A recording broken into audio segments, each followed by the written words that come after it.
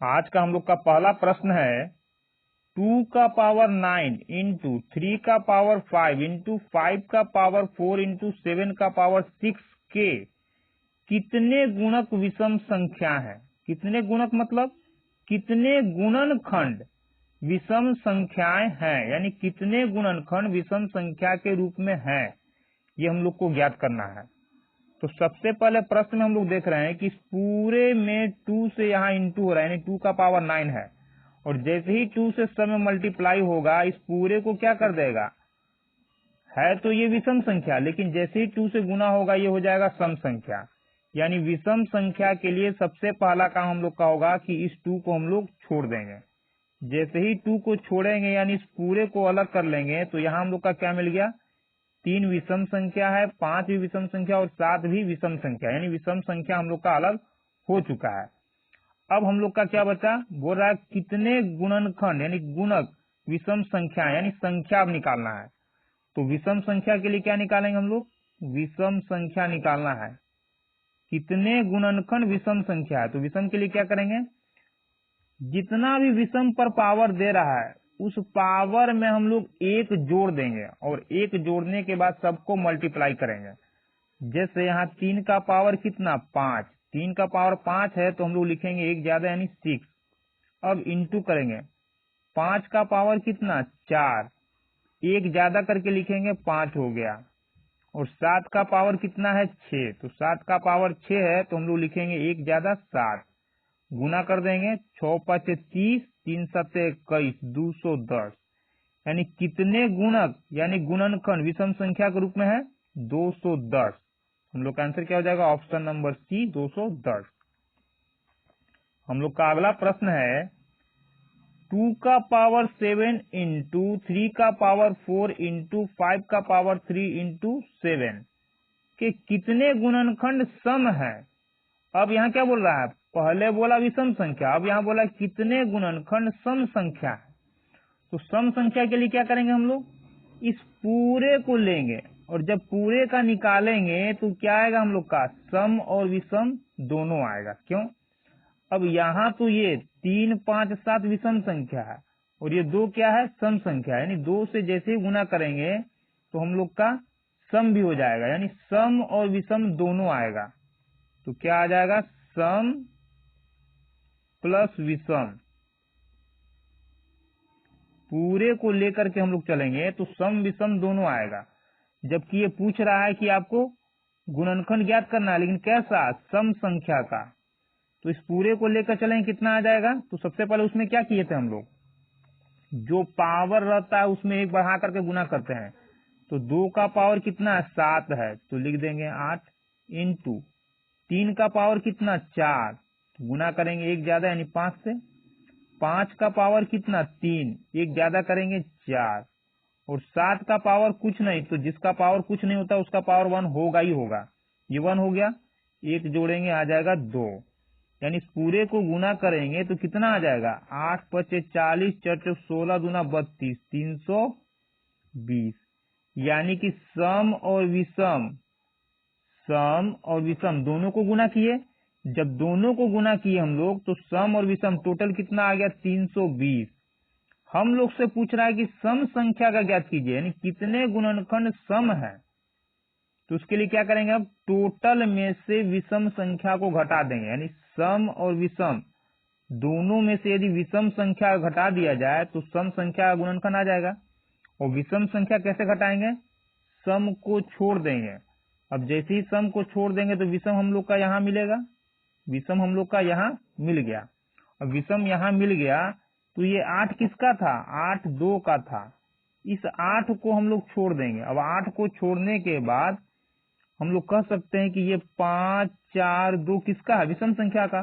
क्यों, 3 का पावर 4, एक जोड़ के लिखेंगे 5, 5 का पावर 3, एक जोड़ के लिखेंगे 4, और 7 का पावर 1 का मतलब एक जोड़ के लिखें 2। यानी जैसे ही हम लोग सम संख्या को हटा दिए, सम संख्या को हटा दिए तो जो ये हम लोग का आएगा वो क्या आ जाएगा, वो आ जाएगा विषम संख्या। यानी कि 5 चौक 20 दूना 40। अब 40 जो आया वो क्या हो गया, विषम संख्या आ गया। क्यों, क्योंकि सिर्फ विषम वाले को ही हम लोग गुना किए हैं तो 40 आ गया। अब सम और विषम दोनों में से विषम को घटा दिए, यानी 40 को कम कर देंगे तो कितना आ जाएगा 280। तो सम संख्या कितना हो गया, कितने गुणनखंड सम है 280। तो हम लोग का आंसर हो जाएगा ऑप्शन नंबर बी 280। हम लोग का अगला प्रश्न है 120 के विषम और सम भाजकों की कुल संख्या ज्ञात कीजिए। वही चीज है, गुणनखंड ज्ञात कीजिए, सम गुणनखंड, विषम गुणनखंड या विषम और सम भाजकों की संख्या, सब एक ही है, सिर्फ यहाँ भाषा को बदल दे रहा है। गुणनखंड का मतलब भी होता है भाजक ही। जैसे मान लीजिए कि 12 का हम लोग गुणनखंड कर रहे हैं, तो 2 दूना 4 तिया 12, तो ये नहीं बोल सकते हैं कि 12 हम लोग का 2 से विभाजित हो जाएगा, 12 हम लोग का 3 से पूरी तरह विभाजित हो जाएगा। तो भाजकों की संख्या टोटल कितना, ये अब इसको हम लोग ऐसे ही बोल सकते हैं कि 12 का यह गुणनखंड है, यानी गुणनखंड और भाजक एक ही होता है। हो गया। अब निकालना 120 का, तो 120 का क्या करेंगे, सबसे पहले हम लोग इसका गुणनखंड ज्ञात करेंगे, यानी 120 का गुणनखंड। तो 2 छक 12, 2 से काटेंगे 3 दूना 60, फिर 2 से काटेंगे 15 दूना 30, और 3 से जाएगा 5 बार में।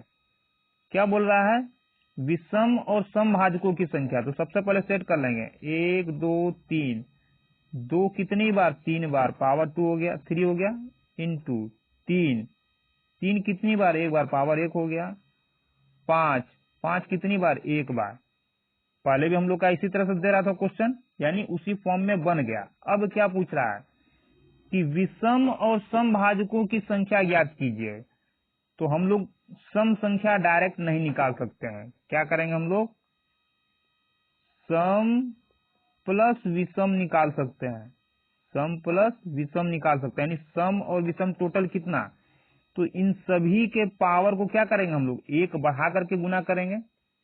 तो ये 3 है, ये 3 है तो कितना आ जाएगा 4, ये 1 है तो 1 ज्यादा करेंगे, कितना हो जाएगा 2, और ये भी 1 है तो कितना 1 ज्यादा करेंगे 2, सबको गुना करेंगे, कितना आ जाएगा 4 दूना 8 दूना 16।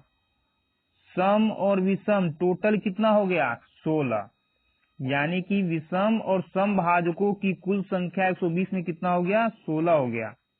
ठीक, अब इसमें क्या कर लेंगे हम लोग, विषम को घटा लेंगे। तो विषम कितना आएगा हम लोग का, विषम के लिए सम को छोड़ देंगे, तो विषम के लिए सम को छोड़ देंगे, सम हम लोग का यही ना था, इसको छोड़ दिए। अब छोड़ दिए तो बचा क्या 2 और 2, यानी 2 दूना 4, ये किसका है 2, 3 और 5 का, यानी विषम संख्या का। तो विषम संख्या का कितना हो गया 4 हो गया। इसको आप यहां से डायरेक्ट भी निकाल सकते हैं कि विषम संख्या का 4 एक ही दे रहा है। तो कितना हो जाएगा हम लोग का, घटा देंगे 12 आएगा, और ये हो गया सम, यानी सम विषम और सम भाजकों की कुल संख्या कितनी हो गई, तो हम लोग का सम हो जाएगा 12, सम 12 और विषम हो जाएगा 4, विषम हो जाएगा 4। लेकिन यहाँ क्या दे रहा है, पहले विषम लिख रहा है और बाद में सम दे रहा है, पहले विषम बाद में सम। तो विषम कितना आया हम लोग का, विषम हम लोग का 4 आया, तो पहले यहाँ विषम और बाद में सम। तो हम लोग का आंसर ये होगा, ये नहीं, ये कंफ्यूज करने के लिए दिया है, क्योंकि यहाँ 12 4 तो मिल रहा है, लेकिन 12 क्या सम संख्या, तो 12 सम संख्या हम लोग का सम बाद में दे रहा है, तो बाद में होना चाहिए। हम लोग का आंसर क्या होगा, ऑप्शन नंबर सी 4 12। हम लोग का अगला प्रश्न है 6 power 6 into 12 power 4 into 7 power 7 के अभाज्य गुणनखंडों का योग।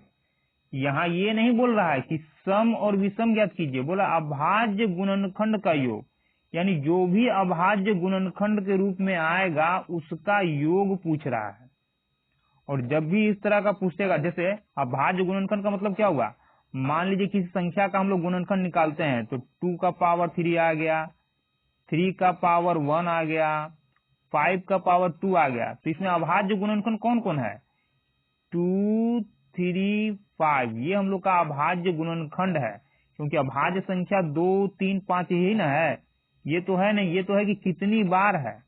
तो इसी का योग पूछ रहा है, यानी कि जब निकालना होगा तो 2 3 5 का योग निकालेंगे। तो जब भी बोले अभाज्य गुणनखंडों का योग, तो पावर से हम लोग को यहाँ कोई मतलब नहीं है, यानी हम लोग पावर को क्या कर देंगे, छोड़ देंगे। अब जैसे ही पावर छोड़ देंगे तो क्या दिखेगा हम लोग को, 6 × 12 × 7, और इसका हम लोग गुणनखंड करेंगे। तो 6 को क्या लिख सकते हैं हम लोग, 2 तिया 6, और 12 को लिख सकते हैं गुणनखंड के रूप में 2 दूना 4 तिया 12, 7 तो 7 ही लिखाएगा। 2 कितनी बार, 1 2 3, 2 का पावर 3 इंटू 3 कितनी बार, 1 2, 3 हो गया हम लोग का 2 बार, और 7 कितनी बार, 1 बार। ठीक, मतलब किससे था हम लोग को, अभाज्य गुणनखंड से, यानी अभाज्य संख्या से मतलब है, पावर से मतलब नहीं है। यानी 2 से मतलब है, 3 से मतलब है, और 7 से मतलब है, पावर कुछ भी हो। इन सभी को जोड़ दें कितना आएगा, 2 3 5, 5 7 12, कितना आ गया टोटल 12। तो अभाज्य गुणनखंड का योग कितना आ गया, ऑप्शन नंबर बी 12।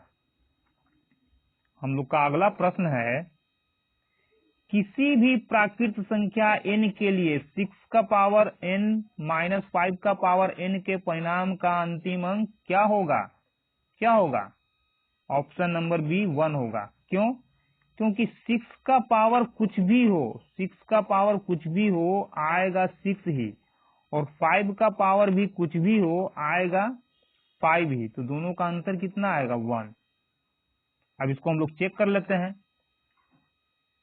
n प्राकृत संख्या, क्या बोल रहा है, प्राकृत संख्या n के लिए, यानी n का मान 1 2 3 अनंत तक कुछ भी हो सकता है। तो 6 का पावर 5 का पावर n है, यहाँ n है, n के जगह हम लोग कुछ भी रख सकते हैं। तो मान के चलिए n का पावर आपका मन किया कि हम लोग 3 रखेंगे, तो यहाँ भी 3 रख दिए। अब n का पावर 3 का मतलब कितना हो जाएगा, 6 को 3 बार गुना करना। अब 6 को कितनों बार गुना कीजिएगा, इसका इकाई अंक 6 ही आएगा। जैसे यहाँ कर रहे हैं हम लोग, तो 6 छक 36 छक 216, इकाई अंक कितना आ गया, 6। 5 को हम लोग कितनों बार गुना करेंगे तो इकाई अंक 5 ही आएगा। तो 50 25 5 125, यानी कि इसमें से इसको घटाएंगे, पूरे में से घटाने का कोई जरूरत नहीं है। जैसे 216 में से 125 को घटाएंगे तो घटेगा तो इकाई अंक ही। और बोल क्या रहा है कि अंतिम अंक क्या होगा, अंतिम अंक से मतलब है, यानी इकाई अंक से मतलब है। तो अंतिम अंक क्या मिलेगा, 6 में से 5 गया 1। अब यहाँ कुछ भी आए, अंत में तो हम लोग को 1 ही मिला, तो ये अंतिम अंक पूछा है, यानी कि 6 का पावर कुछ भी हो, 5 का पावर, दोनों का अंतर निकालेंगे तो अंतिम अंक क्या आएगा, 1 आएगा। यहाँ हम लोग इसको घटाएंगे तो क्या आ जाएगा, यदि पूरा पूरा भी घटा दें तो 6 में से 5 गया 1, 11 में से 2 गया 9, और ये खत्म, यानी 91 आया। लेकिन 91 का इकाई अंक क्या आया, 1 आया। तो 6 का पावर कुछ भी हो, 6 का पावर कुछ भी हो, यहाँ यदि 6 का पावर 5 हो जाएगा, या 5 छोड़ दीजिए, 6 का पावर यहाँ यदि 8 भी लीजिएगा तो जो भी संख्या बनेगा उसका इकाई अंक तो 6 ही आएगा। 5 का पावर भी यदि 8 लेंगे तो कुछ भी आए, लेकिन इकाई अंक हम लोग का 5 ही आएगा। और अंतिम अंक बोल रहा है, तो अंतिम अंक के लिए इन्हीं दोनों का अंतर होगा, यानी हर हालत में क्या आएगा, 1 ही आएगा। तो हम लोग का आंसर क्या हो गया, ऑप्शन नंबर बी 1।